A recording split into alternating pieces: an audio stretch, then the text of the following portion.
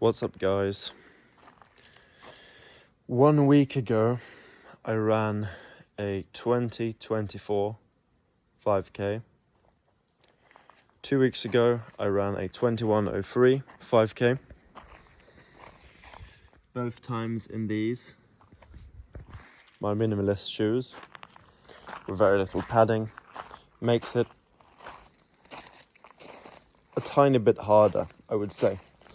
The shoes are lighter, but you have to work a bit more, especially downhill and on the flats. You have to kind of use your lower limbs in a bit of a different way.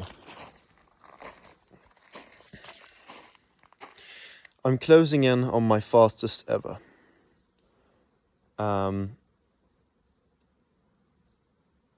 Today's goal is 20:09 or faster. I was thinking and calculating kind of what types of run, what are the levels that I want to get to, what are the time frames. The goal for this year is to run a sub 40-minute 10k. And it does not necessarily have to be on this course, at my home course. It can be in this other place where I am going to live. I'm going to move out for school. So close to school, I have a course mapped out, which is 10 kilometers. That's what I'm going to run sub 40 on. It's not quite as hilly as this one, but still nowhere near flat. This course, however, is about 70 meters elevation gained and lost. So that's a seriously challenging level. And my goal is to get faster than 1950, which is the fastest I've ever done, irrespective of body weight. I did that at 17 years of age. So I'm 21 now, and that was 4 years ago. I've gained weight, but only barely, since, I've been cutting now. I just finished like a 11 kilo cut. I mean, I'm lean now. I weigh 77 kilos this morning. 77.7, I think. So I don't have the weight excuse anymore. I don't have an age excuse. I'm at a more optimal age. I mean, most elite runners wouldn't peak at 17 years old. They'd probably peak closer to 21 or later than 21. Mid-20s, late 20s, I don't know. But definitely not late teens. So, excuses don't exist. I don't feel particularly bad right now. I've upped my calories. I have carbs. I don't have any excuses. Which is unfortunate, because that means that when I'm in that moment where I can slack off a little bit because I know that I have an excuse, I can't do that because I have no excuses. In addition, I'm going to compete in a fighting sport fairly soon, which means that every excuse I make in training is a powerful kick to the face in competition that I can't protect myself from because I'm too tired. So yeah, time to push. 20:09 is the goal. I'm going to set out at significantly below 4 minutes per kilometer, and then just keep pushing. I'm kind of dreading running really fast, realizing I'm in really good shape, and then kind of having to push under 20 or even faster. But it is what it is. When you get to this level, you just have to go for immense pain. So let's go. Total duration 19 minutes 57 seconds. Nurse.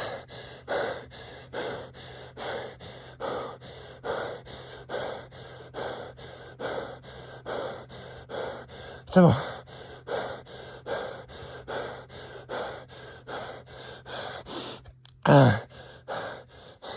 1957, Hilly 5k. This is the third fastest of my life. Fastest ever is 1950. Second fastest 1954. This was 1957. Sub 20 minutes.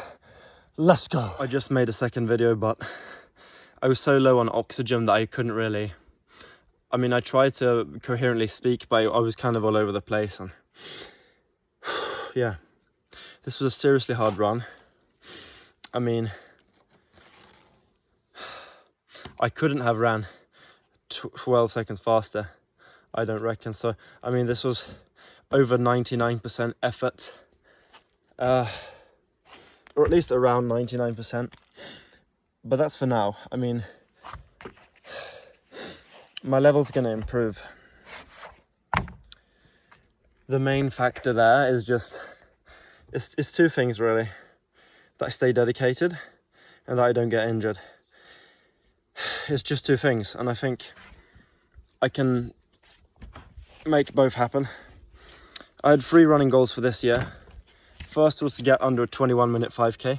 That was milestone 1. We crushed that 2 weeks ago. Milestone 2 was to run a sub 20 5k on my course, my home course. That's milestone 2 accomplished. Milestone 3 is to run a sub 40-minute 10k. It doesn't have to be on this course though, but it has to be outside and it can't be flat. That's my rules that I set for myself. So, but really it should be 4 milestones, because if we put that third 10k milestone at the 4th place and then we put in a new 3rd milestone there to take its place, the 3rd milestone is really just to get an all-time personal record 5k, which the fastest I ever ran, like I said before, was 19 minutes 50 seconds at 17 years old, and that was on this course here, the super hilly one that I just did. So I want to go 19:49 or faster on the 5k next week or the week after that. Then I'm going to go into 10k training. So I would say 2 of 4 milestones for this year completed. I would say in terms of progress, I'm about at the halfway point. I'm about halfway to where I need to be. The issue is the second half is way more difficult than the first half. Luckily though, the entire cut is complete. I'm just going to regain a kilo or so, 1.5 kilo maybe. Then I'm going to be in maintenance mode at a low body weight of 79 kilos until the beginning of December. So I have many months at the same low body weight, and the main training focus is going to be building back my strength and my cardio, and then I'm going to add taekwondo in as well. But I think taekwondo, sorry about the angle, I'm not going to do a sus angle for you guys. It's not that type of channel. I'm just going to take my socks off. But taekwondo obviously is going to have quite a significant interference with my strength training and with my cardio training. But at the same time, especially my cardio, so my running, is going to improve my taekwondo, and my taekwondo is going to improve my running, because both of them are kind of volume work, and they both add volume towards the goal of greater conditioning, cardiovascular conditioning. So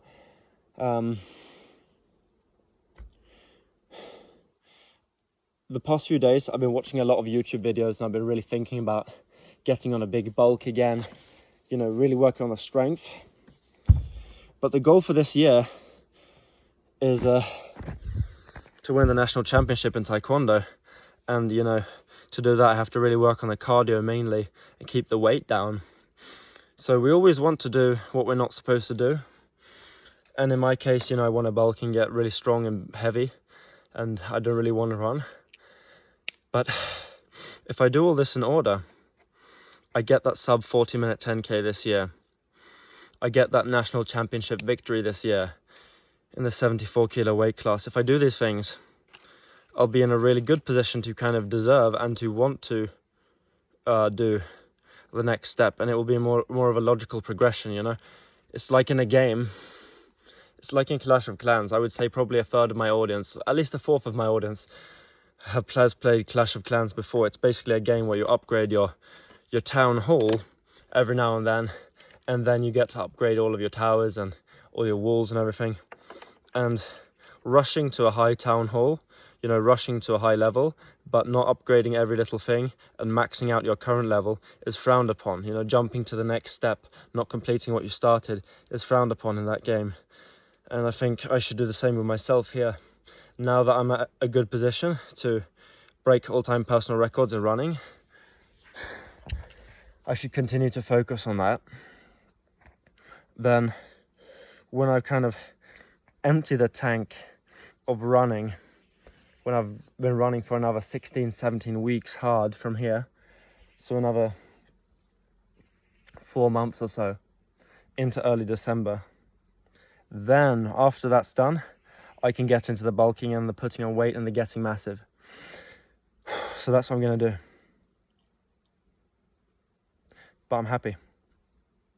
This was a good run. Obviously, it would have been better if I had ran 8 or 9 seconds faster, but